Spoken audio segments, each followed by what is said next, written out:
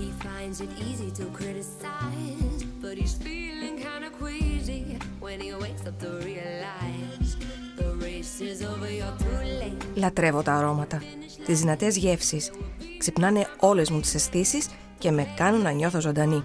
Γι' αυτό μου αρέσουν πολύ τα πικάντικα φαγητά. Όχι κατά ανάγκη τα πολύπλοκα, αλλά αυτά που εγώ αποκαλώ έξυπνα. Λίγα υλικά, μπαχαρικά και αυτό που θα κάνει την κρυφή διαφορά. Γιατί σε αυτή τη συνταγή το γιαούρτι κάνει το στήθος κοτόπουλου ζουμερό, χυμώδες και αφράτο, ενώ τα ιδιαίτερα μπαχαρικά το απογειώνουν. Κόψε το στήθος κοτόπουλου παράλληλα με τις ίνες ελωρίδες. Τοποθετήστε τις σε ένα βαθύ σκεύος σε μονή στρώση.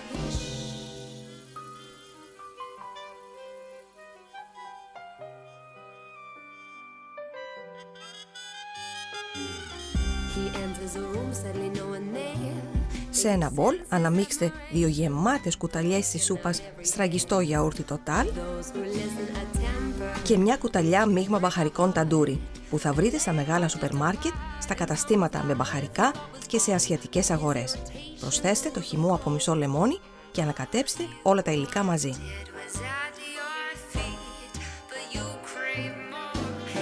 Μαρινάρετε το κοτόπουλο με το μείγμα,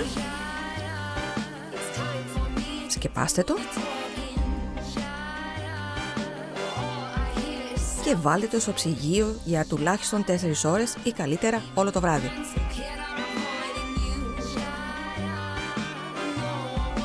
Αφαιρέστε την περίσσια από τη μαρινάτα και βάλτε τις λωρίδες κοτόπουλου πάνω σε μία σχάρα.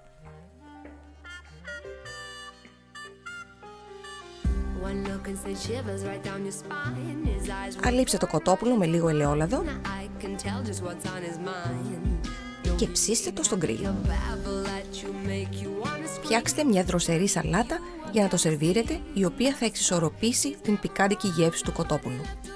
Κόψτε αγκουράκια και ντομάτες χωρίς τους σπόρους τους σε κύβους. Προσθέστε λίγο κόλιανδρο φρέσκο, ψιλοκομμένο, που θα κάνει ακόμα πιο εξωτικό το πιάτο. Αν δεν βρείτε κόλιανδρο, και ο μαϊντανός θα κάνει μια χαρά τη δουλειά του.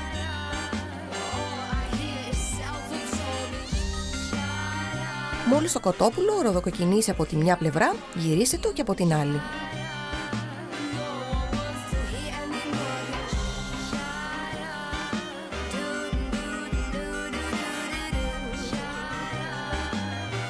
Όταν ψηθεί θα πρέπει να σερβιριστεί και να φαγωθεί αμέσως.